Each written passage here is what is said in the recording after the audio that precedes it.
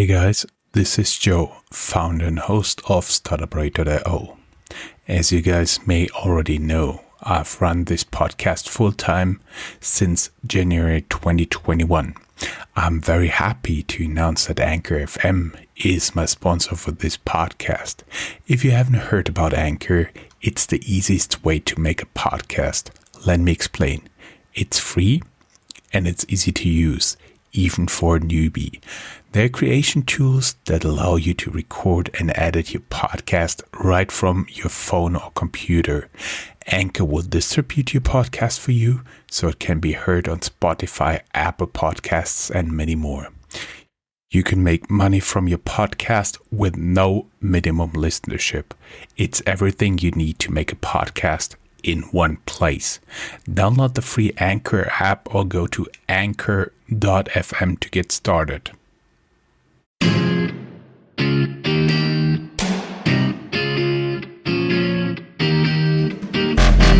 Hey everybody, and welcome to a new episode of Startuprad.io, your podcast show with startup news and interviews from Germany. Hello and welcome everybody, this is Jörn of Startuprad.io again for you guys. Today I'm starting out to have something like a little series here because we've been approached by the guys of Deutsche Bank concerning the Deutsche Bank Hackathon, and right now we do have one of the winner teams here with us. This time we do have Helena here. Hey Helena. Hey, hello. Could you just tell our listeners a little bit about you? I'm Helena. I'm the product manager at Wire. We work on the desktop clients, specifically my team. So web app, Windows app, macOS app, and Linux app. Great. And then we also have Gregor. Yeah, hello guys. I work on the web team as well. I'm one of the developers and participated in the hackathon a couple of weeks ago. Great, welcome. And as Helena already said, you are Wire. Can you just tell our listeners what the URL is and what your company actually does? And then we can get into a little bit more about the hackathon. So Wire is a messaging app. It's based in Berlin. It's fully end-to-end encrypted, which is one of its strongest points.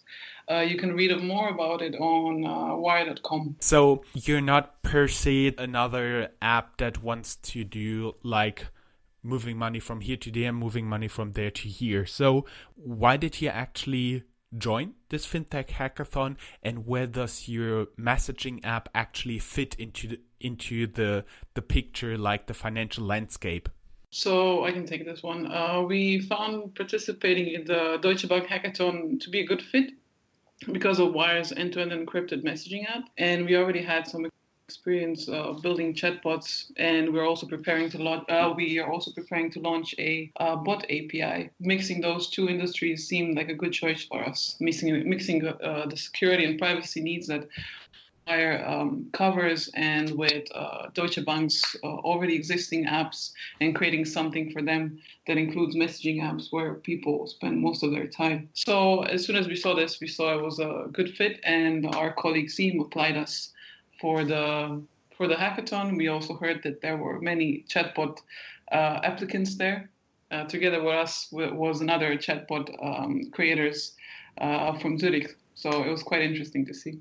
That is pretty cool for our listeners who don't know the financial landscape. So there's a lot of business like trading still using another chat tool, Bloomberg, where traders can communicate, and they actually do a lot of deals over this. So Bloomberg has a messaging function. And also, of course, a lot of people out there will know the English version WeChat, originally Weixin from China, with which you can even pay some stuff. So they're much more into fintech. But you are actually there in the hackathon with the chatbot. Can you tell us a little bit more about what this chatbot does? How does it help? Mm-hmm.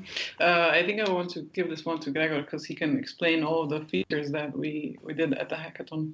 Awesome. Yes, tell us the features. Sure. So, we had to look at the existing landscape, and we noticed that traditional banking is still focused very much on traditional communication channels. I mean, if you communicate with your bank because of the needs of security and privacy, they still rely on direct mass mailings for advertising stuff, and you can only access your information via websites. But modern users, they don't spend their time on websites, they spend their times in messaging apps. I mean, chatbots are a big thing. We see that in Asia with WeChat, and we see that other competitors have opened up their platforms, but none of them take privacy and security as a strong need of communication. And when you come to businesses like banks, privacy and security are very, very, very important. And that's where we thought like that's the strong point we can offer with our fully end-to-end encrypted platform. So Deutsche Bank provided an API where you can access transaction data of users, and we queried that. And I mean, many of the banking apps that are out there, they have functions like financial planning tools that categorize your spendings, but they all fail at actually recognizing what those transactions, which categories they belong to. So you end up with like 40% of unrecognized and another 20% of like cash transactions. And then there is no use in the planning tool, because if more than half of your spendings is uncategorized, you don't really know what you spend your money on. And you can always set rules and try to improve that, but it's a hassle. And a chatbot is like the perfect solution to do that in a conversational manner, because the chatbot can ask you when it recognizes a transaction which it cannot categorize, and to help you make that adjustment much more easily. Instead of fiddling with a tool, it will just ask you what you spend your money on, and you answer. And we did that in a chat interface, but chats, well, you still don't want to type the whole time, so we added a speech recognition thing where you could just talk to it and tell it, like, I spent my money on beer, and it would know that this is groceries. So that was the main part of the thing that we actually implemented during the hackathon. And But just one question, how much can you drink and it still recognize you saying beer? Well, I guess we should run some studies on that, but I'm happy to try. So it's a challenge out there for all the listeners. Okay, pretty cool. No, I mean, we relied on existing technologies like speech recognition and meaning extraction, all those, but we combined them in a very, very convenient package. Because in many cases, you always have a trade-off between privacy, security, and usability and convenience. And from Wire's perspective, this doesn't have to be. It's not a trade-off. It's not either or. You can combine those two. And I think Helena can say some more about additional features that we have in mind of where this can evolve into. Because right now we were just looking at existing transaction data, but there's so many more, so many opportunities these technologies open. Could we first talk a little bit more about chatbots? Because actually I've been reading a lot about it, and to be completely honest, the first interaction that I really had with the chatbot was now via Facebook, when I followed the US election with the New York Times chatbot, and I found this experience very, very useful, because the first time I had like a chatbot in my mind, I had those horrible, those horrible numbers when you dial and now press this and now press that and now press this, and you still end up in the same area. But if you do it smartly, I figured out it really adds value. So what was your inspiration for a chatbot? Where did you see good applications of this? Or was it just you thought about it and then you know what the chatbot should do, should ask, should reply? We were actually, like everyone else, chatbots started having this rise in 2016. So we were always following chatbots in the market, and we had some of our own chatbots. So Otto, which is our onboarding chatbot. So you join Wire, and then Otto tells you, like, you can do this, and you can call, and you can send gifts, and introduces you to the app. Then we had a different chatbot, which was called Anna. This is a completely kind of conversational chatbot that does mostly small talk to you, and users also like that one a lot. And then we had a chef chatbot. So we had several chatbots, pretty still weak AI, not very smart chatbots, but we got a lot of insight into them. Personally, I've been following the market for quite a while now, and usually people say that chatbots won't be a thing. It's still a very negative opinion of chatbots, but I think all businesses eventually will, like Deutsche Bank, have their own API and open it to chatbots. And not only chatbots, but also integrations and all kinds of options for them. This was a kind of a natural direction for us to go into chatbots because messaging apps, people spend, as Gregor said, a lot of time in messaging apps, and especially if you think about emerging countries, they cannot install many apps on their phones. So this will also be like a big room for chatbots. So people that are in all kinds of countries that don't install 100 apps like we do with our iPhones and expensive Android phones, they will use chatbots to do all kinds of basic tasks every day. So it's a very long topic that we can discuss for hours, but for us it's very interesting because Greg already explained, you have different bot platforms right now. The ones with the biggest reach right now being Facebook Messenger and similar. Yeah. So as you see with these other chatbot platforms, you always trust the provider. So provider being the Deutsche Bank, and you trust the provider to handle your financial data.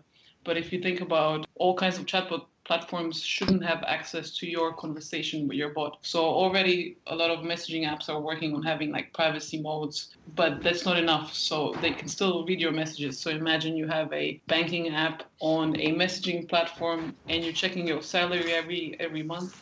And then at the end of the month, the chatbot platform that you're using to talk to the chatbot can see your salary amounts and can use it to sell to advertisers or someone else. And this is where we try to be the highest security and privacy bot platform that exists right now. How do you provide security? Because what I first had in mind, okay, if this chatbot is really smart, you just open the chatbot, it identifies you via your voice, and then you basically can have an interaction with your account, even do all of your banking at one point in the future with this app. Is it something you also have in mind? Yeah, we're working on so our bot API or our in general API is now in the working, but we are looking into options of having way to trust the bot provider, so to trust the app that you're using within Wire. So it will be, first of all, fully end-to-end secure. We cannot read your data. We cannot look what you talk to the bot. And second of all, we'll have a trust system. So you can compare fingerprints from the chatbot provider and on their website, for example, and what you see in Wire. So you will be 100% sure that you're chatting to the right provider, to the right bank, to the right medical assistant. And you will be 100% sure that we won't look into your data because if you don't trust our encryption and that we say that we have encryption, you can easily check all the code because it's open source. So there's absolutely no way that the conversation is not secure. So you're not only providing this one chatbot, right? Yes, we have set up a platform. We're looking for people interested in building bots on our app now because we believe there's a strong need for secure bots. If you have bots on other platforms, there's always the risk that the company that runs the messaging service can look into the communication. And I personally certainly don't want to share my financial data with Facebook, for example. Yeah. Me too. Can we talk a little bit about what you actually did at the hackathon? Because I do assume if you really have a really smart chatbot, even though you have most likely a lot of very bright people in your team, you cannot develop it during the time span that is given in such a hackathon. Well, actually, we did. Ta-da! I've been proven wrong. Ta-da! No, you can actually check out the code. It's on our GitHub repository. So if you go to GitHub/Wire app/Wire web app, and there is a branch called API Open. you will see all the code that was necessary for the demo showcase that we developed. Yes, we relied on our existing messaging solution. I mean, we didn't have to build encrypted messaging during those 42 hours, but we did everything the bot did during those 42 hours. So we expanded our existing messaging protocol to allow something like survey questions. We added the voice recognition and all that, and it's not that hard. It's the biggest problem you have when building such products is to get the user experience right. I mean, you compare the bot to traditional telephone answering systems, and that's the big problem, right? It's all about the user experience, and if you get it right, it's so much more convenient. And if you get it wrong, you scream at a phone that someone should please finally connect you to a real human being. And chatbots are certainly not going to replace human interactions, but they can definitely augment human interactions and replace our interactions with websites that are very unpersonal, very unhuman, and just clicking buttons and trying to figure out what you want instead of just getting there. And how did you find the atmosphere there? So how many people have been there in your team? How did you find the atmosphere? And the most important question, how many hours of sleep did you get? The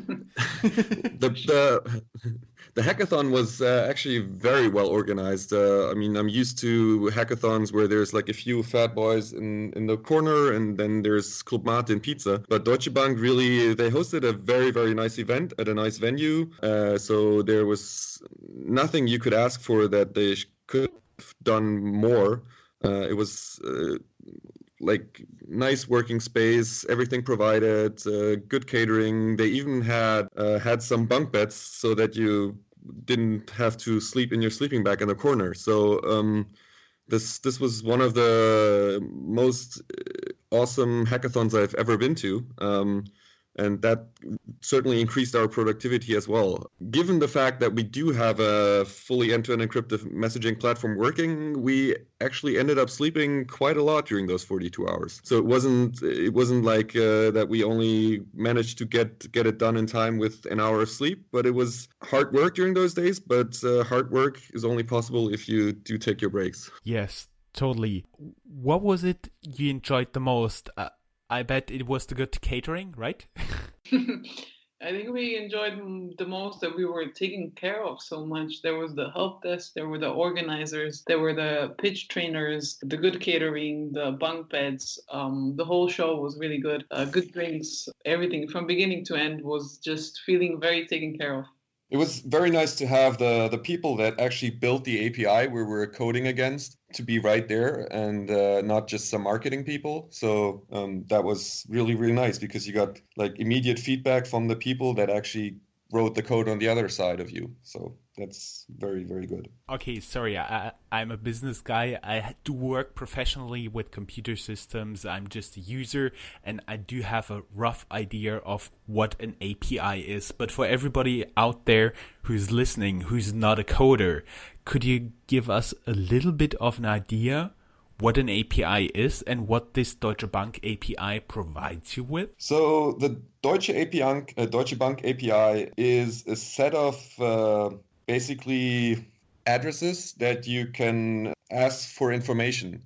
The current implementation they have is fairly limited. So you can go to Deutsche Bank, you can authenticate with them, and then you can ask for user information. You can ask for addresses. You can ask for the transaction data. So I can go to the Deutsche Bank server and say, like, hey, this Deutsche Bank user has granted me access to his data, and please give me his transactions of the last 100 days. And then I will get a reply from the API that with a list of the transaction data. That's pretty much it. And apparently not everybody from all over the world can do this with every client that they are pleasing to just request data from. Exactly. Like, just give me the last transactions from Bill Gates' private account or stuff like that. No, that's not going to work. Yeah, exactly. The first thing is that you authenticate as an application with Deutsche Bank, and that's using a standard OAuth approach. So the user has to log in with his account data and say, like, this app is allowed to access my data. So that's the trust model on their end. I see, and not every app can just get in there, but basically you have to go through a process before you can even get at that stage. Am I right to do?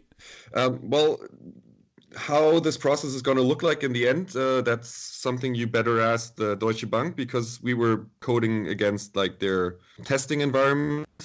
So I don't think the processes have been finalized on how much information and screening they require to that you can sign up as and ask for data. But in the end, it's like every user's decision whether he wants to give that data to this specific application and for how long this access should be granted. Okay, I see. So I admittedly only learned to code like Turbo Pascal and writing some macros in Excel. So basically what you said sounded pretty logical to me, and therefore I just would step off the coding areas and talk a little bit about the idea of the final pitch. What do you think made the jury decide for you, vote for you, so that you eventually ended up as one of the winners? I think the jury chose the Deutsche Bank bot or assistant because the project combines a stable execution that we had at the weekend by the Wire team, and it has a potential and basically inevitable growth of conversational bots. So people already spending a significant amount of time in their messaging apps will soon move many of their daily financial tasks to messaging apps, and Wire providing the privacy security needed for such tasks, plus the already existing bot API, plus the already existing messaging app, and the execution. Our execution was very good, and building it the whole thing from scratch during the weekend. But plus we also had fun during the pitch. I think Deutsche Bank put a lot of importance on the pitch, because we had pitch trainers and how are we going to deliver the message, what is our public. It was all rehearsed and planned, and I think a combination of good technical solutions, a good pitch, and just the way we delivered it made us get the wild card. That sounds pretty cool. So what would you expect in the future from continuing to working with them? And maybe also from other banks? Where would you see some potential? Mm-hmm. Well, yeah, we do see potential. We want to combine Wire's strong points, so the privacy security, with Deutsche Bank. I think all banks will be clearly interested in this. I think from talking to one of the organizers at the hackathon, he said that Deutsche Bank is the first in Germany to open their API. But seeing other countries and other banks, especially in Finland, where Fintech is very advanced, they already have their APIs on the way. So I think many banks will go into this, and not only banking, but also healthcare, Internet of Things, retail. This is all areas that we are interested in as Wire to go for. And this was a perfect first step for us. So we will continue now preparing for the workshops that will be held this week with Deutsche Bank, and we'll look into interviewing their customers during the workshop, and we'll incorporate the findings into our business model and see how we can combine things with Deutsche Bank. Cool. Great. Thank you very much. And I would have one more question for you guys. Each should answer separately. What was so far the coolest chatbot you've seen? What could it do? Not only from Wire, but what have you seen overall? I can go first. It's a tough question. That's good. It's very tough because I ask the same question to everyone I meet that's interested in bots, to be honest. So but we did not talk about it before, right? I know. But the week before, we had a bots meetup at Wire, and there was a lot of bots enthusiasts, and one of them was also a guest speaker that we had at Wire. He was holding a presentation on designing conversational UI. He's writing a book. He's really good with the topic, and he knows the market. And I was asking him the same question, and he doesn't really know an answer. But personally, if I had to choose one, I would choose Google Allo, which now comes on Pixel phones, and they're basically building it into the OS. I think that one has big potential because it's already smarter than other bots. The translation and some features that I tried, I wasn't really amazed, and I didn't really continue using it. But I think because of Google's position, they have the best. It will learn the fastest, I think. So this would be my pick. Yeah, this is actually a really hard, really tough question to answer, because for me right now, this really comes down to the trade-off that I talked about earlier. It's always convenience versus security. And I do like the Amazon Echo bot a lot, or the Amazon Echo device with the Alexa bot a lot. I like the conversational interface, but I don't like the fact that all of it is operated on Amazon's behalf and that none of it is encrypted and that I share all that data with the company. I'm really looking forward to solutions that respect my privacy. Sorry, it's late and I just have random ideas. I thought the coolest chatbot would be something I give him a curse word and he gives it back to me in a random language. That'd be cool. Cool, guys. That should actually be fairly easy to implement. We have a guy at Wire that would love that idea, actually. if you have something, I'm all in to be a tester. Okay. Good to know. Guys, anything important we've forgotten? I don't think we forgot anything. Well, cool. Actually, one thing to add, if I, actually, like if there's people interested in developing bots, they should go to developer.wire.com and sign up with us, and we're happy to work with them on making other ideas, turning other ideas into reality. Yes, of course, and all the stuff we talked about, there will be links provided in our show notes. Just go to startuprad.io or scroll down to the show notes and you'll just need to click on the link. Guys, it was a pleasure. Thank you very much and good luck for the future and stay in touch. Thank you very much. Thank you very much. Thank you. Bye-bye.